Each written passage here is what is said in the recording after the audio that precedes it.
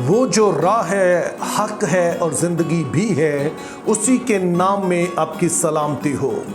मैं उम्मीद करता हूं कि ना सिर्फ आप इन वीडियोस को देख रहे हैं, बल्कि इनको आप अपने दोस्तों, अपने फैमिली के मेंबर्स के साथ शेयर भी करते हैं,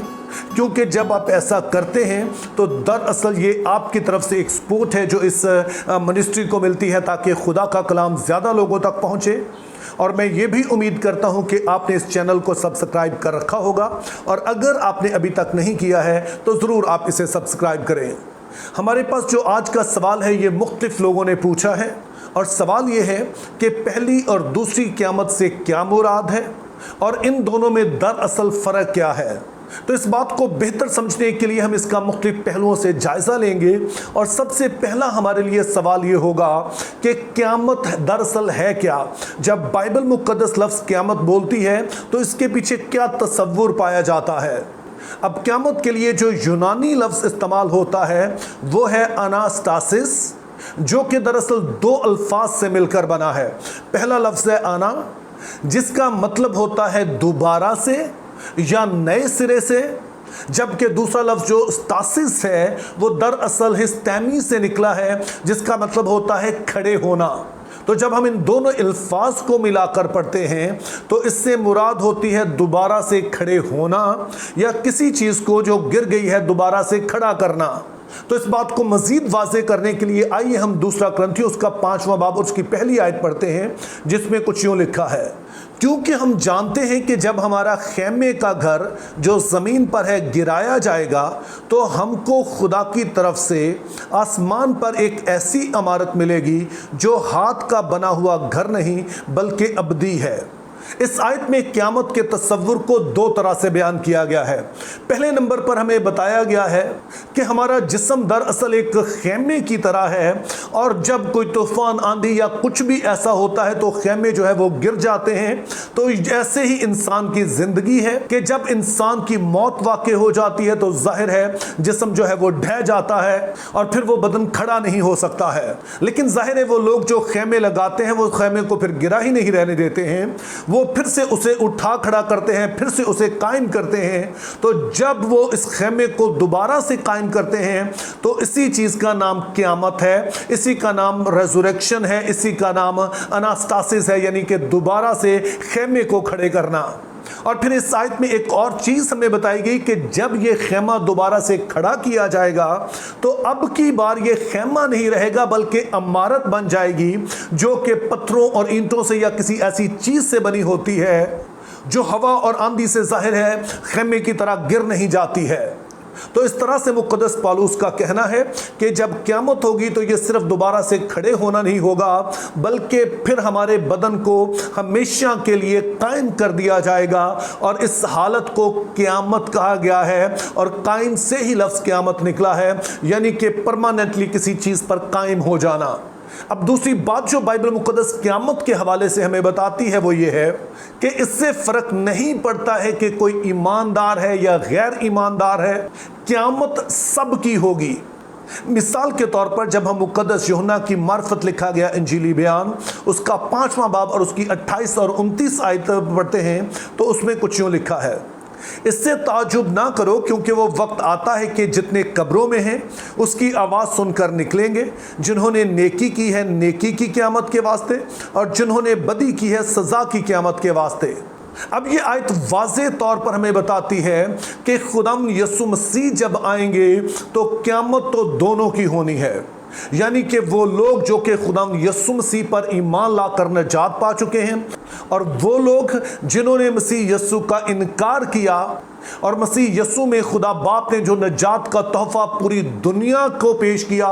जितनों ने इस बख्शिश को रिजेक्ट कर दिया, उसको रद्द कर दिया, वो भी जी उठेंगे। लेकिन साथ ही यूहन्ना रसूल इस बात को वाज़े करना नहीं भूलते हैं कि अगरचे कि ये दोनों तरह के लोग उठ खड़े होंगे, दोनों की ही क़यामत होगी, दोनों के ही बदनों को क़याम बख्श दिया जाएगा, लेकिन इन दोनों ग्रोहों की क़यामत के पीछे जो सबब है वो मुख्तलिफ होंगे।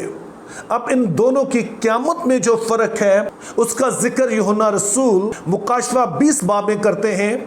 तो आइए पहले हम मुकाशफा 20 बाब उसकी 4 से 6 आयत तक देखते हैं, जिसमें कुछ यूं लिखा है। फिर मैंने तख्त देखे और लोग उन पर बैठ गए और अदालत उनके सुपुर्द की गई, और उनकी रूहों को भी देखा जिनके सर यस्सु की गवाही देने और खुदा के कलाम के सबब से काटे गए थे, और जिन्होंने ना उस हैवान की परस्तिश की थी, ना उसके बुत की, और ना उसकी छाप अपने माथे और हाथों पर ली थी। वो जिंदा होकर 1000 बरस तक मसीह के साथ बादशाही करते रहे, और जब तक ये 1000 बरस पूरे ना हुए बाकी मुर्दे जिंदा ना हुए।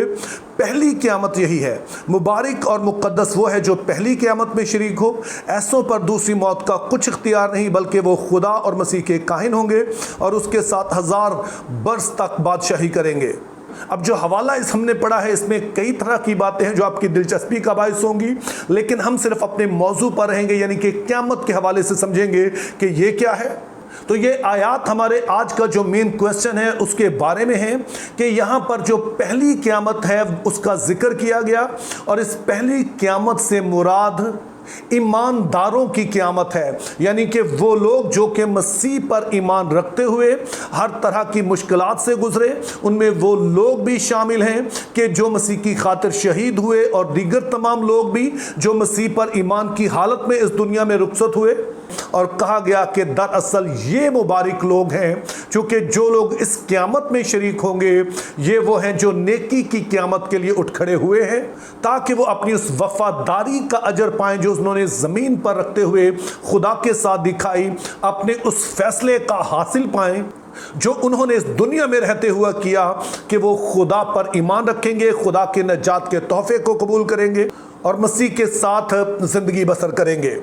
और जब इनको मुबारक कहा गया तो उसकी वजह बताई गई कि इन पर दूसरी मौत का इख्तियार नहीं है, यानी कि ये फिर खुदा से कभी अलग नहीं होंगे। जैसे कि हमने आदम को देखा कि जब उसने गुनाह किया तो वो खुदा से अलग हो गया, और उसी हालत में वो तमाम इंसान भी हैं जिनको नजात नहीं मिली है। लेकिन जो नजात याफ्ता हैं फिर जब वो पहली क़यामत में शरीक होंगे तो अब की बार जब उन्हें कायम किया जाएगा तो इसलिए कि वो खुदा के साथ रहें, उसी तरह का उन्हें बदन दिया जाएगा जो गुनाह, बीमारी, रोग और ऐसी हर तरह की हालत से पाक होगा, ताकि वो खुदा के साथ रहें और सदा उसकी अब्दी बरकत से लुत्फ़अंदोज़ हों। और फिर इसी हवाले में यानी मुकाशफा 20 बाब उसकी 11 से 15 आयत में हमें एक और सूरत हाल दिखाई गई है। आइए इसे भी पढ़ लेते हैं। फिर मैंने एक बड़ा सफ़ेद तख्त और उसको जो उस पर बैठा हुआ था देखा, जिसके सामने ज़मीन और आसमान भाग गए और उन्हें कहीं जगह ना मिली। फिर मैंने छोटे बड़े सब मुर्दों को उस तख्त के सामने खड़े हुए देखा, और किताबें खोली गई। फिर एक और किताब खोली गई, यानी किताब हयात, और जिस तरह उन किताबों में लिखा हुआ था उनके अमाल के मुताबिक मुर्दों का इंसाफ किया गया। और समुंदर ने अपने अंदर के मुर्दों को दे दिया, और मौत और अलमरवा ने अपने अंदर के मुर्दों को दे दिया, और उनमें से हर एक के अमाल के मुआफिक उसका इंसाफ किया गया। फिर मौत और आलम अरवा आग की झील में डाले गए। ये आग की झील दूसरी मौत है, और जिस किसी का नाम किताब हयात में लिखा हुआ ना मिला वो आग की झील में डाल दिया गया। अब ये दूसरी सूरत हाल जो हमें बताई गई है, इसी को हम दूसरी क़यामत कहते हैं, यानी कि उन लोगों की क़यामत जिन्होंने इस दुनिया में रहते हुए खुदा के इस नजात की ऑफर को कबूल नहीं किया, वो मसीह यस्सु पर ईमान नहीं लाए, तो उनको भी दोबारा से जिंदा किया गया, उनकी भी क़यामत हुई। लेकिन जब उनकी क़यामत हुई तो वो इसलिए ताकि उन्हें दिखाया जाए कि जो कुछ उन्होंने दुनिया में किया है, और फिर उसी के मुताबिक जब उनका इंसाफ किया गया तो फिर वो हमेशा के लिए खुदा से अलग जगह पर वो भेज दिए गए, यानी कि वो जगह जिसे आग और गंधक से जलने वाली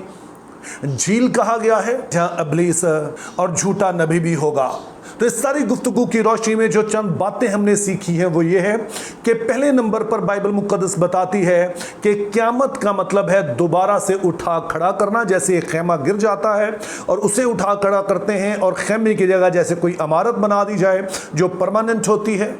और फिर हमें बताया गया कि ये क़यामत दरअसल दोनों की होगी, जो ईमानदार हैं, गैर ईमानदार हैं, जिन्होंने मसीह पर ईमान रखा या नहीं रखा, दोनों की ही क़यामत होगी। लेकिन दोनों की क़यामत का मकसद मुख्तलिफ है। एक ही क़यामत इसलिए कि वो सदा खुदा के साथ मुबारक हाली में रहें, जबकि दूसरे वो हैं जो कि इब्लीस के साथ आग और गंधक की झील में रहें। اور جس طرح کی زندگی وہ زمین پر گزارتے رہے, جس طرح کی زندگی کی خواہش انہوں نے اس زندگی میں کی, اسی طرح کی زندگی کے لیے وہ پھر ہمیشہ خدا سے الگ ہو کر جئیں. تو میرا ایمان ہے کہ آپ لوگ جو کہ اس ویڈیو کو دیکھ رہے ہیں مسیح پر ایمان رکھتے ہیں, اور اگر آپ ایمان رکھتے ہیں تو دلیری رکھیے کہ آپ پہلی قیامت کا حصہ ہوں گے اور مبارک حالی میں ہمیشہ بسے رہیں گے. Think biblically, live purposefully, have a very good day.